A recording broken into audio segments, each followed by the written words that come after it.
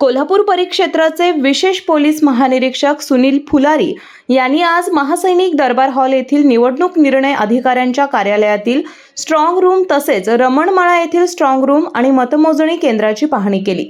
कोल्हापूर महानगरपालिकेच्या सार्वत्रिक निवडणूक 2025-26च्या अनुषंगाने उमेदवारी अंतिम झाल्यानंतर प्रचाराला वेग आला असून मतदानास काही दिवसांचा कालावधी शिल्लक आहे। या पार्श्वभूमीवर महापालिकेमार्फत कंट्रोल युनिट, स्ट्रॉंग रूम आणि मतमोजणी केंद्राची तयारी अंतिम टप्प्यात आहे।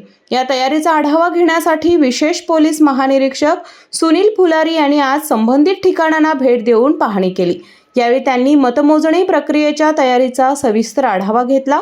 मतमोजणी केंद्राच्या ठिकाणी चोख पोलीस बंदोबस्त ठेवण्याच्या सूचना त्यांनी पोलीस अधीक्षकांना दिल्या। तसेच मतमोजणी काउंटरची मांडणी, उमेदवार आणि त्यांच्या प्रतिनिधींच्या ये-जा करण्याची प्रवेश व्यवस्था, मतमोजणी केंद्रापासून कार्यकर्त्यांना थांबविण्याचे अंतर तसेच मतदान केंद्रांपर्यंत येणाऱ्या वाहनांच्या नियोजनाबाबत माहिती घेऊन आवश्यक त्या सूचना दिल्या।